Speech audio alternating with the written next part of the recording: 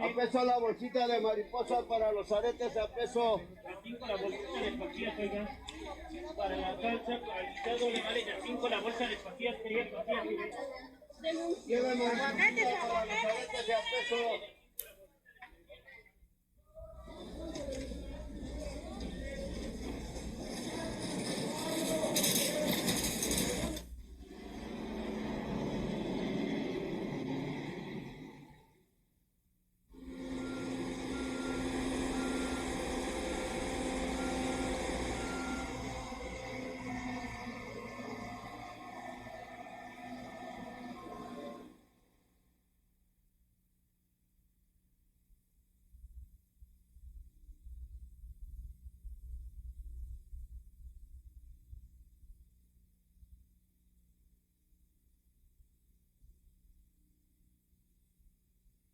La Ciudad de México, ciudad de ciudades, es uno de los laboratorios urbanos más grandes e importantes de nuestra época.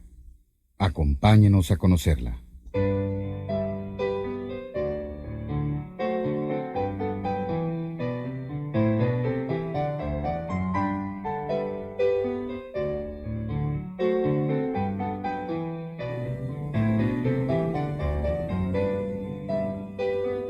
La Ciudad de México es un hervidero de comerciantes. Cientos de miles de vendedores y millones de compradores modernos y tradicionalistas. Gente que acepta y utiliza las instalaciones más al día, pero que al mismo tiempo ama la intemperie. Una intemperie a la que fuerzan las circunstancias de precariedad de muchos, pero que representa también una arraigada tradición. En nuestra capital se venden y compran, bajo techo y al aire libre, las mercancías más variadas, desde los artículos que se producen con el último grito de la tecnología internacional, hasta objetos artesanales parecidos a los que se fabricaban antes de la conquista española, pasando por los productos de la cultura popular y académica, los alimentos de la tierra y el mar, y los objetos suntuarios.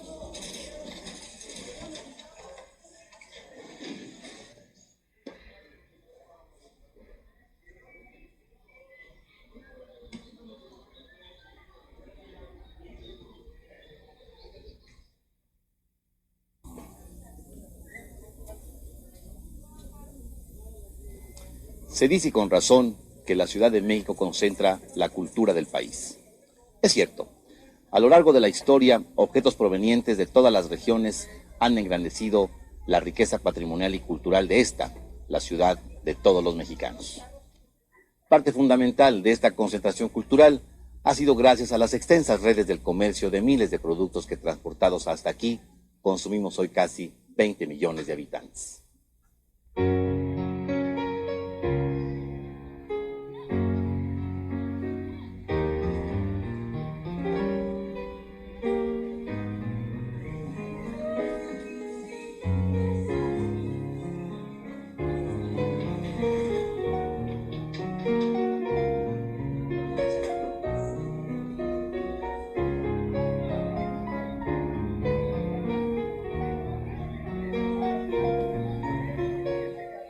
También hay en nuestra ciudad muchos vendedores informales, ambulantes que ofrecen todo tipo de artículos necesarios y superfluos, entre ellos la fayuca, el posible contrabando que generalmente consiste en aparatos eléctricos y electrónicos caseros y juguetes también electrónicos, todos ellos del Asia, lo mismo que videocintas y audiocintas tal vez piratas y gran cantidad de prendas de vestir.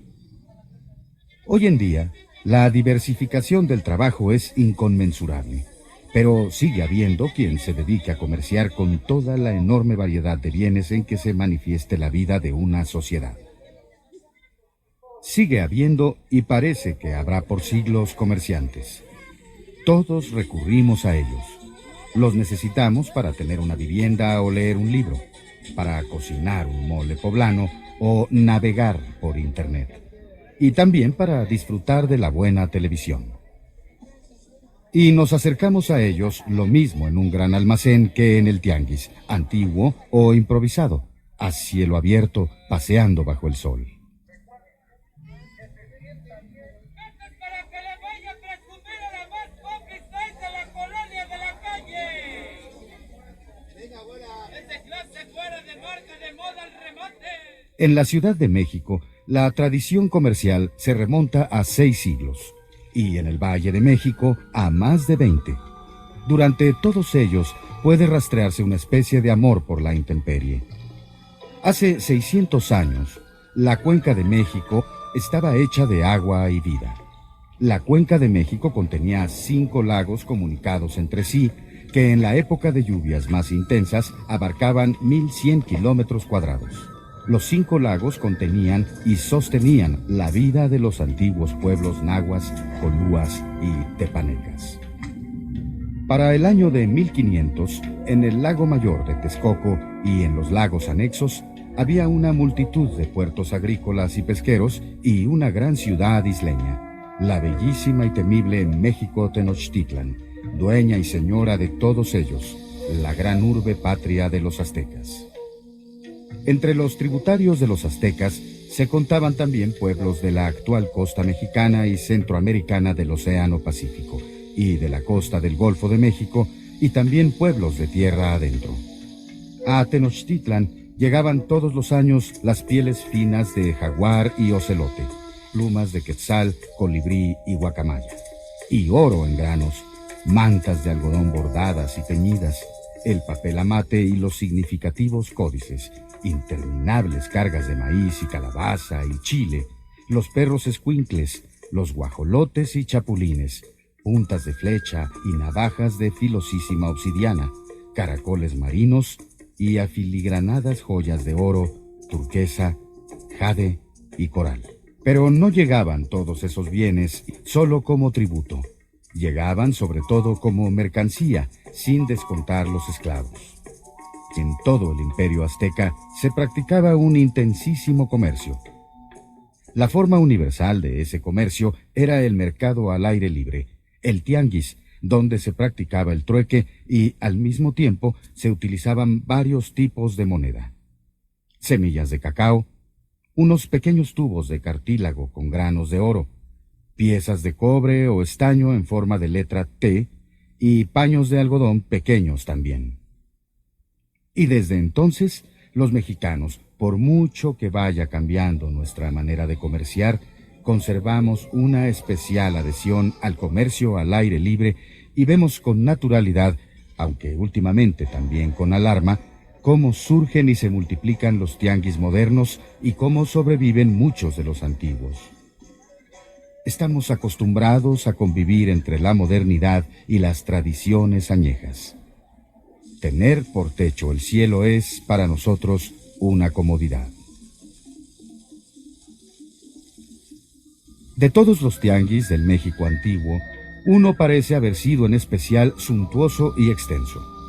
El gran mercado de Tlatelolco en la capital mexica, donde la profusión, la riqueza y la variedad conformaban un retrato peculiar. Eran la imagen del poderío azteca. Ese fue el tianguis que conocieron los aventureros españoles antes que desencadenaran la guerra de conquista y destrucción. La conquista española puso fin al gran mercado de Tlatelolco. De hecho, fue allí, en las orillas de Tlatelolco, donde Cuauhtémoc, el último tlatoani, cayó preso del soldado García Holguín, quien enseguida lo entregó al capitán de los conquistadores. La reconstrucción de la ciudad y sobre todo la edificación de la capital virreinal no beneficiaron a Tlatelolco. El viejo mercado, el suntuoso tianguis central de todo el imperio, nunca resucitó.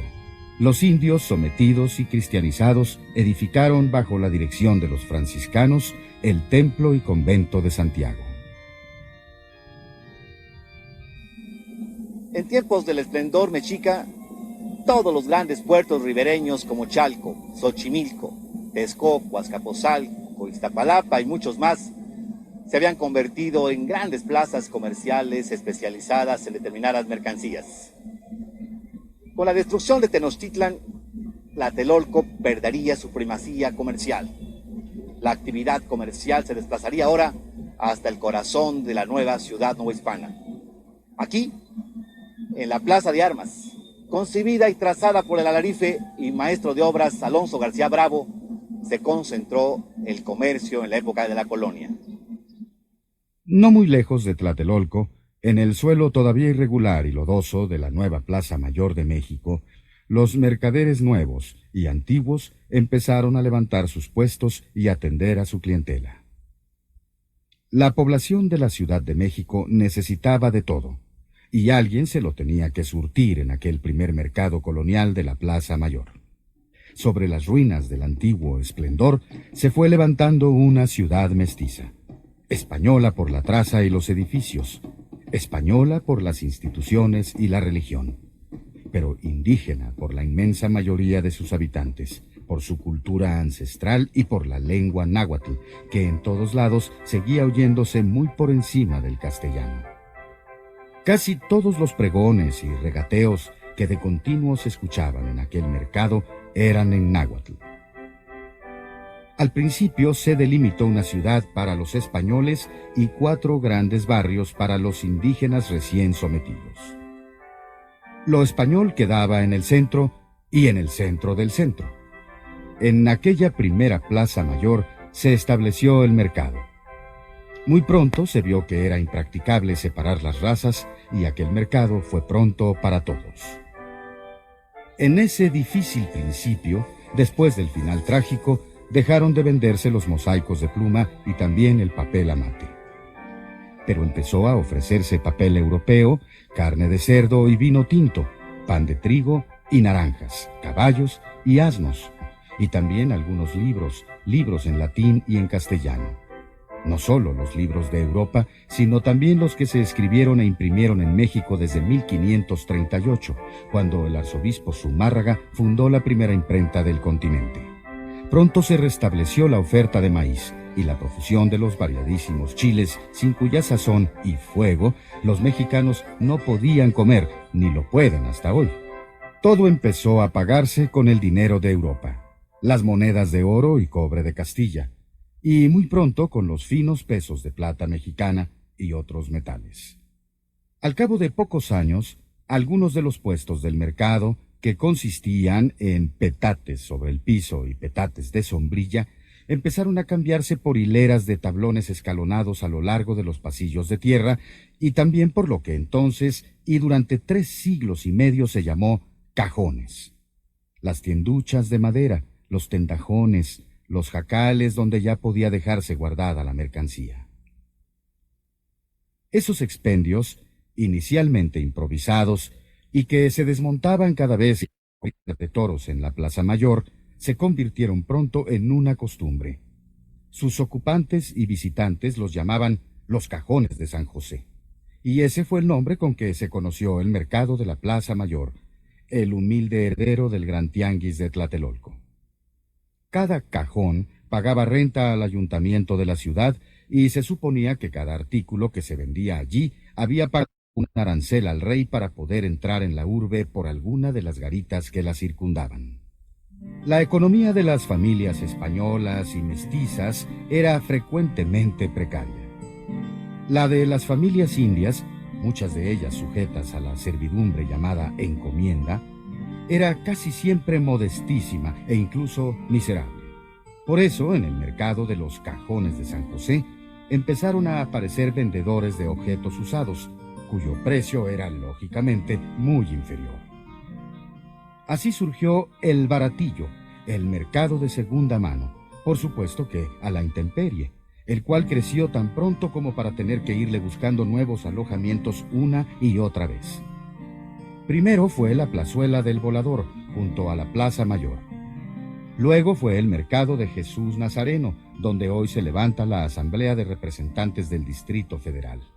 Y al final, el mercado de Santa Catarina, contiguo a una charca de la orilla norte de la ciudad conocida como La Lagunilla. La penuria económica de tantas familias llevó a las autoridades coloniales a esforzarse por controlar, muchas veces sin éxito, el precio de los artículos de primera necesidad. En 1525, apenas a 4 años de consumada la toma de Tenochtitlan, los regidores y oidores de la ciudad publicaron un bando en el que se estipulaba para los infractores de los precios controlados la pena de perder todas las mercancías y pagar una altísima multa de 10 pesos de oro. En 1629, la ciudad empezó a sufrir lo que en su historia se conoce como la Gran Inundación. Por 5 años, la capital estuvo bajo casi 2 metros de agua. Comenzaron entonces las grandes obras del desagüe y la urbe se recuperó poco a poco. En 1634 volvieron a montarse los cajones de San José y los puestos al aire libre. Pero la escasez que se sufrió durante la Gran Inundación resolvió a las autoridades a establecer depósitos y expendios generales de maíz y trigo. Los principales fueron la Alhóndiga, detrás del palacio, y el Pocito del Cabildo en la Plaza Mayor. Desde mediados del siglo XVII, todo el trigo y el maíz que consumían los capitalinos se compraba inicialmente en la Alhóndiga.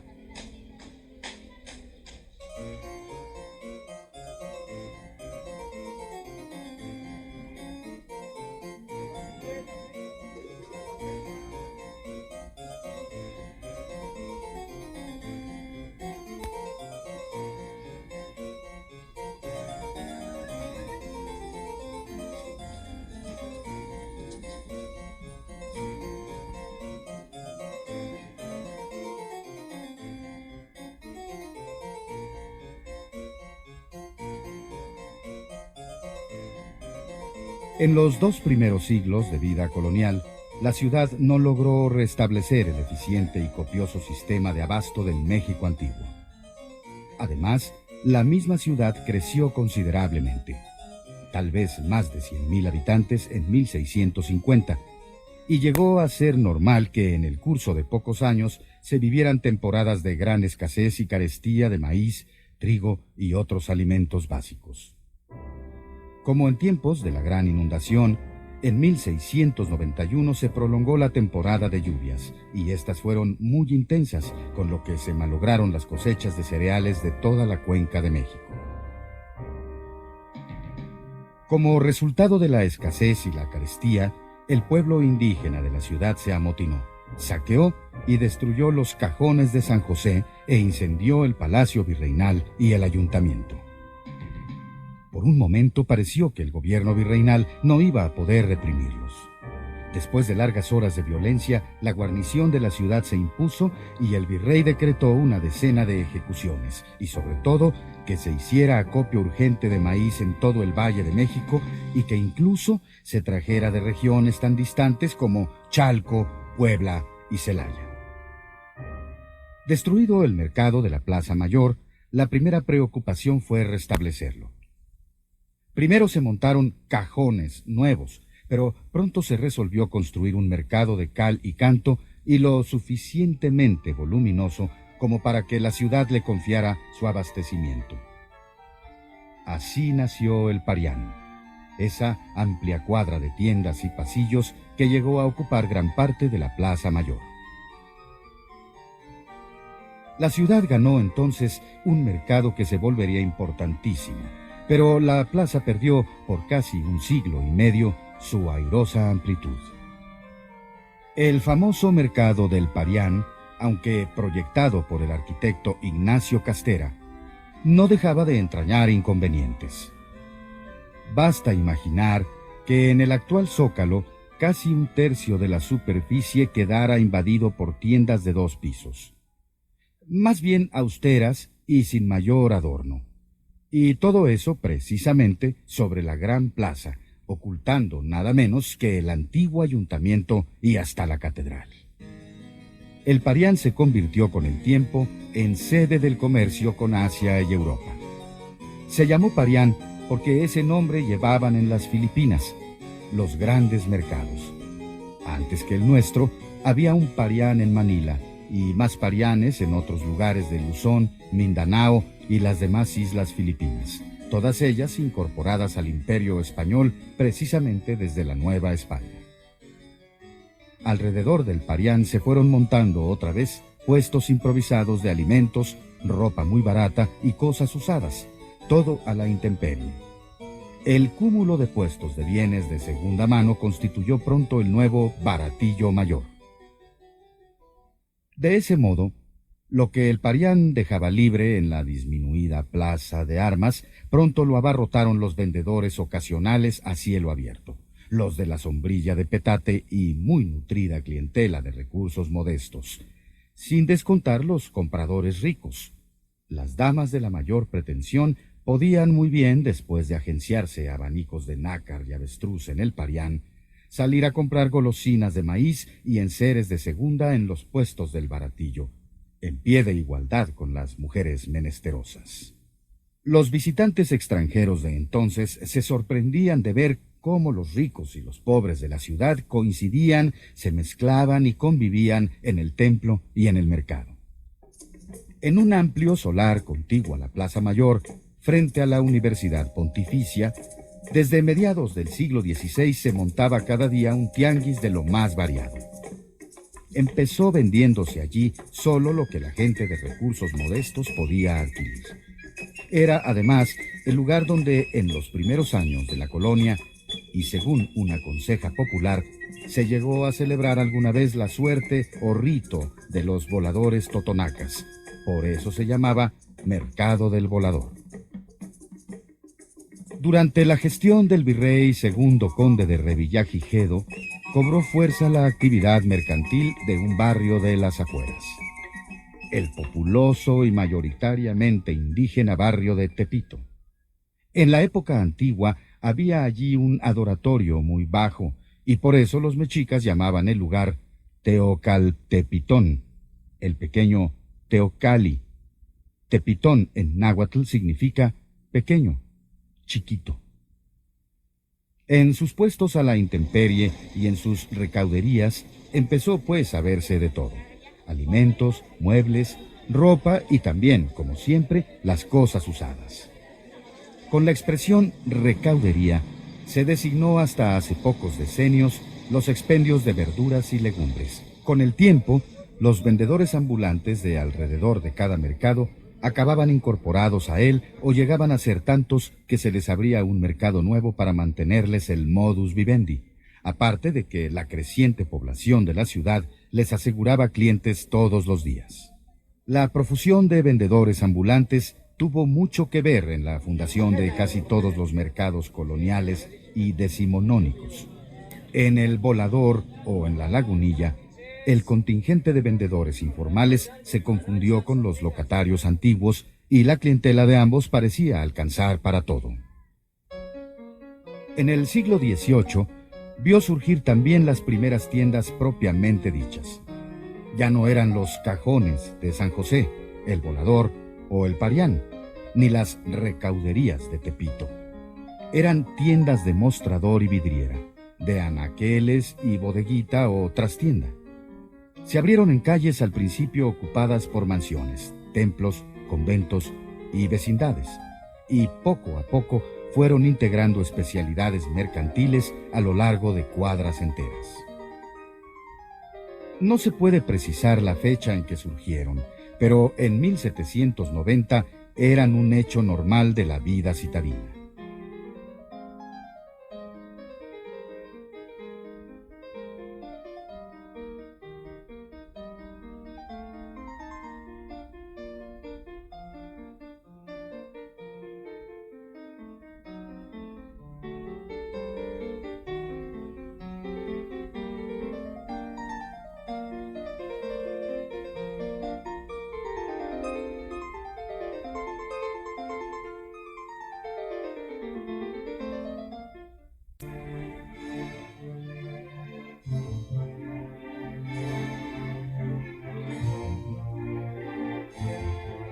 En 1821, México se separó finalmente de España.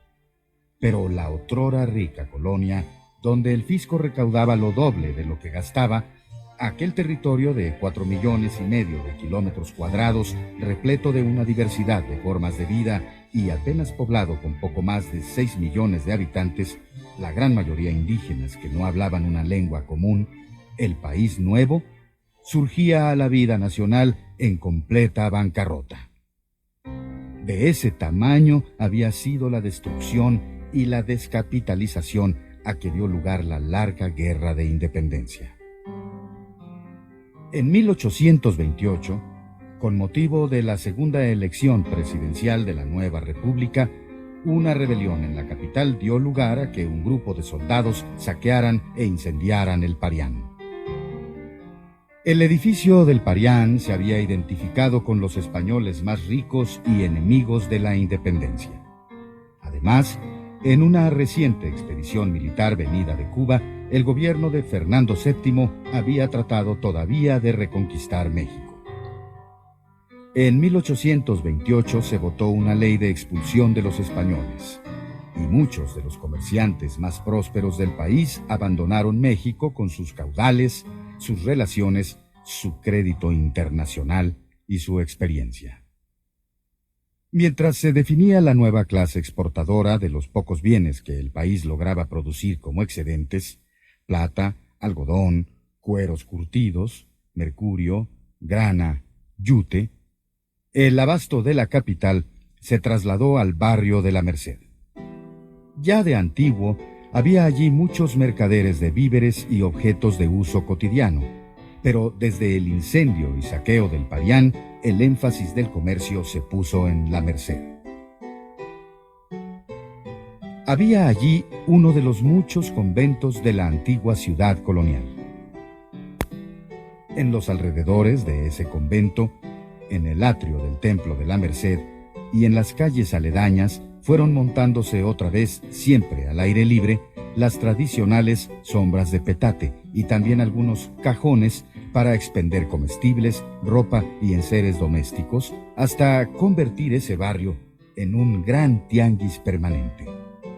Eso era allá por 1860. La génesis de la Merced como zona comercial habrá que ubicar en los tiempos de la Reforma, cuando la piqueta destruye parte importante del famoso convento del mismo nombre.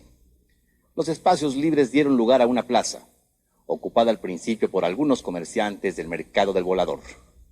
Un moderno mercado se construye y se inaugura alrededor de este edificio en 1880. Rivera y Cambas nos relata que con el nuevo y hermoso mercado, vendedores bajo jacalones, barracas y sombras de petate dejaron desde entonces de agruparse entre el lodo y la basura. Los mercados de barrio seguían teniendo demanda y justificación. Así sucedía en el popular barrio de San Juan, en cuyo tianguis a cielo abierto, que databa de 1659, aún se podía oír mucho la lengua náhuatl de los hortelanos y floricultores de Xochimilco. Ese tianguis ocupaba también calles y calles, y a él acudían los vecinos del oeste de la ciudad, para quienes la Merced representaba una lejanía. Un buen día de 1843, el pintoresco y atrabiliario presidente Santa Anna tomó dos decisiones: derruir las ruinas del incendiado Parián y construir el nuevo mercado del Volador en lugar del ya destartalado edificio de madera del virrey Revillagigedo. Gracias a eso, la Plaza Mayor recuperó su grandiosidad y los capitalinos contaron de nuevo con un centro comercial pretencioso, que de todos modos se desinfló pronto para convertirse en mina de comestibles baratos y artículos de ocasión, especialmente libros viejos, entre los que se llegaron a vender las joyas bibliográficas más valiosas de México. Ese renacimiento estaba, sin embargo, condenado a muerte. En 1930 se daría la orden final de hacer desaparecer el viejo Volador y 12 años después, en los terrenos que dejó baldíos, junto con parte del predio que ocupó la Universidad Colonial, se inauguraría la Suprema Corte de Justicia.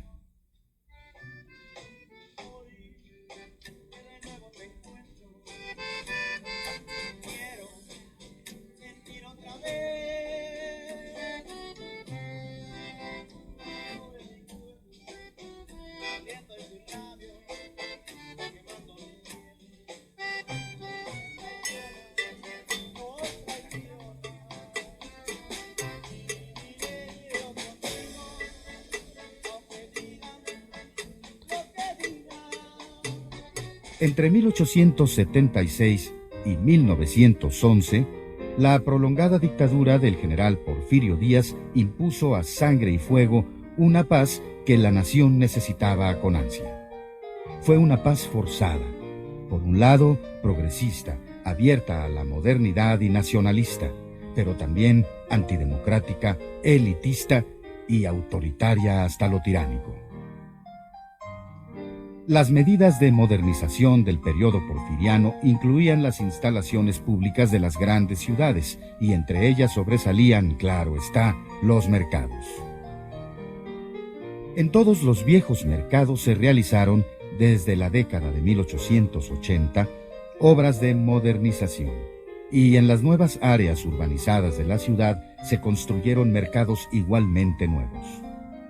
La Laguna, la Merced, San Juan y el Volador se vieron dotados de flamantes edificios, y en Santa María la Ribera y las colonias Roma, Juárez y Condesa se construyeron instalaciones donde acoger a los comerciantes menudos y su clientela creciente, lo mismo que en el viejo embarcadero de Roldán, pocas cuadras detrás del Palacio Nacional. En el nuevo mercado de San Juan se desarrolló pronto una especialidad que venía definiéndose desde 100 años atrás: los comestibles de excepción, los ingredientes de la gastronomía más elaborada y exquisita, y no solo la mexicana. En San Juan se abastece todo el que desee degustar, por ejemplo, el mejor mole negro oaxaqueño, un insuperable huachinango a la veracruzana, la paella valenciana clásica y también los guisos judíos de Europa o el Asia Menor. Durante el Porfiriato, aunque la ciudad vuelve a sufrir una desmedida expansión urbana, el centro histórico siguió concentrando lo más importante de la actividad comercial sin distinción de clases. Aparecieron los primeros centros comerciales al estilo de las grandes ciudades europeas, como París, Milán y Londres. Así, en los últimos años del siglo XIX y los primeros del XX, se inauguran los grandes almacenes exclusivos para las aristocracias nacionales y extranjeras.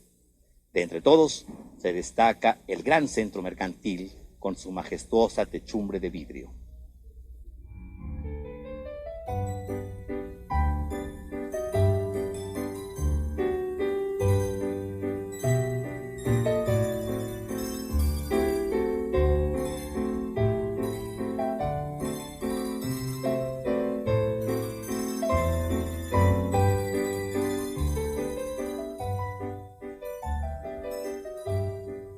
Entre gravísimas violencias, transformaciones legislativas radicales y arduas negociaciones con acreedores extranjeros, la Revolución Mexicana se llevó casi 20 años.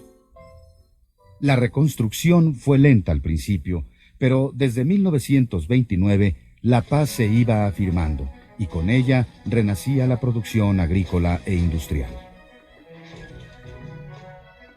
La capital recibió otra vez a numerosos campesinos y gente del interior desalojada por las luchas revolucionarias, y para satisfacerlos, lo mismo que atender la propia y otra vez creciente población capitalina, se abrieron mercados nuevos como los de Jamaica y Sonora, al tiempo que seguían surgiendo tianguis al aire libre que no había más remedio que aceptar. Uno de los momentos optimistas en ese proceso fue la inauguración en 1934 del moderno mercado Abelardo L. Rodríguez, llamado así en honor del entonces presidente de la República. Desde su concepción, el nuevo mercado incluía novedades como el teatro popular adjunto y los profusos murales que, con mensajes de un radicalismo en realidad inocuo, lo decoraban bellamente. En los años 30 y 40 empezó, ahora sí, a explotar la población mexicana. De una a otra generación, el número de habitantes crecía mucho más que nunca antes y se aceleraba constantemente ese crecimiento. Aparte de la arraigada costumbre de tener muchos hijos cada familia, los avances de la salud pública redujeron en gran proporción la mortalidad infantil. La Ciudad de México experimentó entonces, en materia de habitantes, una transformación radical. El crecimiento fue volviéndose cada vez más explosivo, no solo por los numerosos nacimientos, sino por la multitud de familias campesinas que llegaban del interior de la República, donde también crecía la población. La vasta zona mercantil de la Merced y todas las demás resintieron ese crecimiento. A principios de la década de los años 50, los mercados de la ciudad eran insuficientes. Habían crecido con desorden, no eran higiénicos y recibían a más y más vendedores improvisados que se iban instalando al aire libre al viejo estilo. La pura zona comercial mayorista y minorista de la Merced llegó a abarcar hasta 53 manzanas del viejo centro de la ciudad, y su intensísima actividad puso en peligro algunos de los monumentos coloniales más apreciables, como el Arzobispado, el Colegio de San Pedro y San Pablo, y el propio claustro de la Merced. Fue entonces, a mediados de la década de los años 50, cuando el presidente Adolfo Ruiz Cortines tomó la decisión de modernizar los mercados. En la Merced se construyeron 3 grandes edificios y otras instalaciones para alojar el comercio al menudeo, equipados hasta con guardería infantil, y lo mismo sucedió en La Lagunilla y muchos otros mercados tradicionales.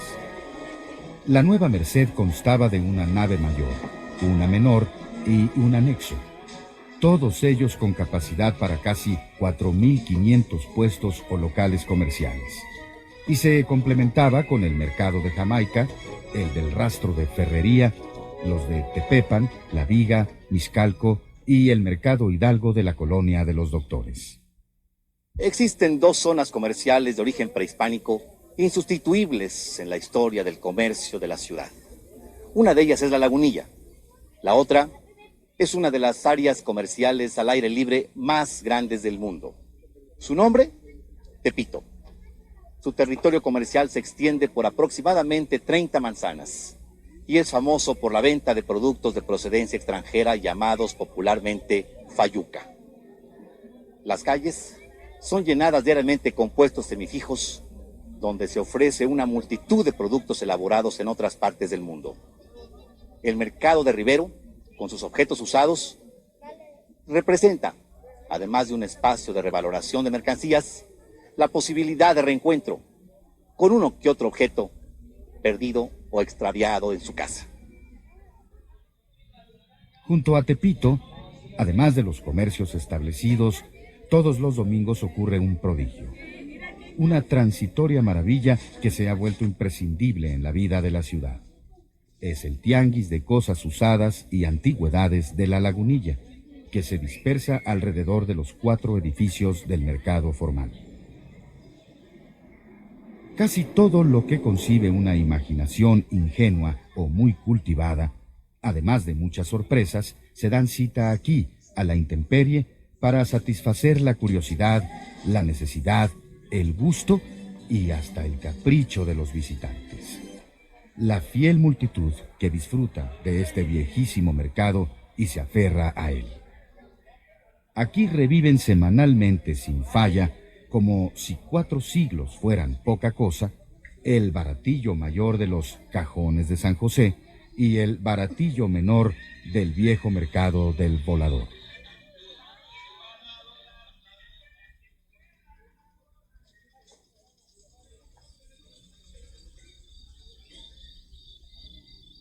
En los años 60, la población de México, el país y la capital, era una de las que con más rapidez crecían en el mundo.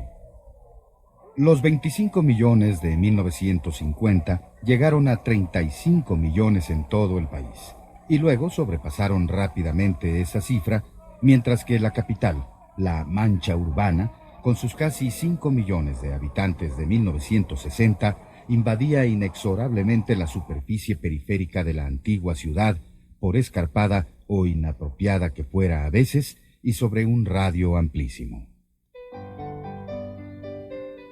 Siempre a la saga de las necesidades de esa explosión demográfica, la ciudad empezó a abundar todavía más en los omnipresentes vendedores ambulantes, y en los tianguis nuevos que ellos mismos iban improvisando como por arte de magia. Y hablando de magias, he aquí el famoso mercado de Sonora, una concentración nacional de plantas y amuletos para curar cualquier pena y enfermedad, desde un resfriado hasta una tifoidea, desde una nostalgia hasta un desamor. Un conocimiento popular basado en la fe se encuentra en cualquier puesto. Hay de todo. Los productos cambian según las fiestas. En Navidad, piñatas, esferas y nacimientos. En Semana Santa, Judas, diablos y demonios. Y en el Día de Muertos, las calacas. No es todo. El mercado es al mismo tiempo un zoológico. No hace muchos años hubo aquí tigres, faisanes, tucanes y hasta una gran variedad de changos y chimpancés. La rareza de su fauna ha disminuido. Hoy solo encontramos hermosos pájaros, conejos, perros y hasta una que otra gallina de Guinea.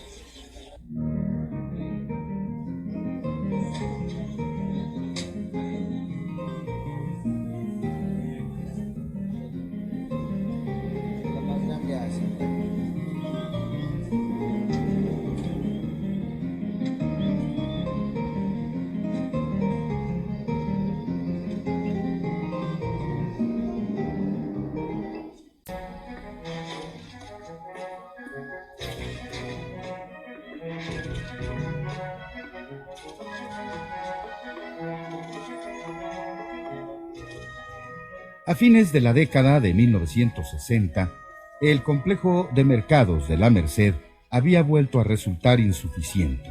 Solo por crecer tanto, la ciudad era completamente distinta y necesitaba surtirse de comestibles también de otra manera. El congestionamiento de las estrechas calles de la Merced llegó a ser intolerable. Cada día, 5,000 camiones de carga, 200,000 comerciantes y visitantes y 200 toneladas de basura. Cada día. El gobierno capitalino empezó a estudiar la posibilidad de construir una gran central de abastos. Localizarla dependió del volumen de productos perecederos que entraban entonces y siguen entrando en la capital por las distintas carreteras que llegan a ella. Por la de Puebla, es decir, por Iztapalapa, se recibe 50% de toda la carga. Por la carretera de Cuernavaca, 9%. Por la de Toluca, 8%. A la de Querétaro corresponde 29%. Y a la de Pachuca, el 4%. En 1970 se expropiaron los terrenos de la antigua chinampería de Iztapalapa, la puerta de la ciudad viniendo desde Puebla. Hasta 11 años después se iniciaron las obras. Y en 1982 la enorme instalación fue inaugurada. La capacidad de la central de abastos es un caso aparte. Es casi una ciudad dentro de la ciudad, y algunas de las cifras que la caracterizan son estas: 2,000 bodegas, 30,000 toneladas diarias de productos perecederos, 9,000 operadores de carretillas o diablitos, 330 hectáreas, es decir, 330 cuadras o manzanas, 250,000 ocupantes y visitantes diarios, 700 policías, más que en las ciudades de Pachuca o Cuernavaca, 18 bancos, más que en la ciudad de Cuautla. Entretanto, en 1969 aparecieron los mercados sobre ruedas, otra vez a la intemperie, inicialmente orientados a conectar a los productores agrícolas con los consumidores directos. Y surgieron más tianguis improvisados que, con el tiempo, se han vuelto prácticamente una institución, como el Tianguis de Cuapa, contiguo a una moderna instalación comercial. El Tianguis de atuendos juveniles, grabaciones musicales y objetos usados del Chopo, junto al venerable exmuseo de Historia Natural y actual espacio de cultura de la Universidad Nacional, y los mercados de artesanías de San Juan y la Ciudadela. Desde luego que, junto a ese comercio informal y relativamente precario, en la ciudad han surgido y se fortalecen muy diversos espacios para el comercio formal de todos los gustos y necesidades. Van multiplicándose desde los años 50 los almacenes de autoservicio y recientemente las plazas comerciales de inspiración estadounidense, como Plaza Satélite, Plaza Universidad, Perisur, Perinorte y Santa Fe, y otras menos pretenciosas, donde se han acogido algunos de los numerosísimos vendedores ambulantes que, mucho más que nunca antes, proliferan en cualquier rumbo de la ciudad. Por si eso fuera poco, aumentan con velocidad las ventas por televisión. Un giro en el que se prescinde del local comercial, donde las exhibiciones se realizan literalmente por el aire y las entregas son a domicilio. Por fin, entre los últimos proyectos comerciales de la capital mexicana está la nueva aduana de la ciudad. Situada en terrenos de la antigua estación de ferrocarriles de carga de Pantaco, en el norte de la capital, este amplísimo espacio fiscal busca no solo aplicar la reglamentación mercantil, sino estimular con empresas establecidas dentro del área de fiscalización y exentas de diversos tributos la productividad y la creación de empleos en un mercado muy peculiar. El inmenso mercado actual y potencial, tan absorbente y diversificado, que es la Ciudad de México de hoy y la del mañana.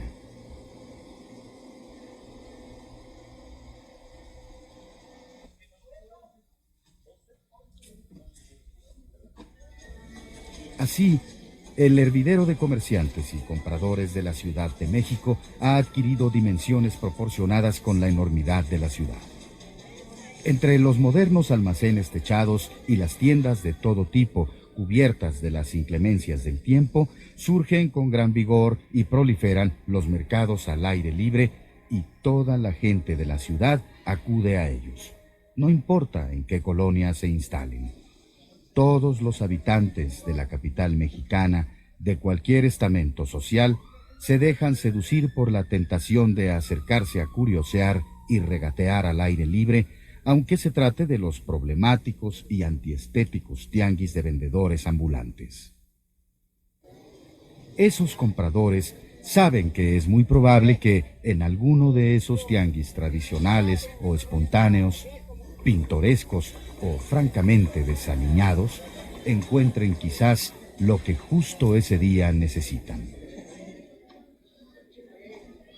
Su amor a la intemperie los lleva de la mano, y la vida mercantil vuelve las calles una extensión de su casa, como antaño.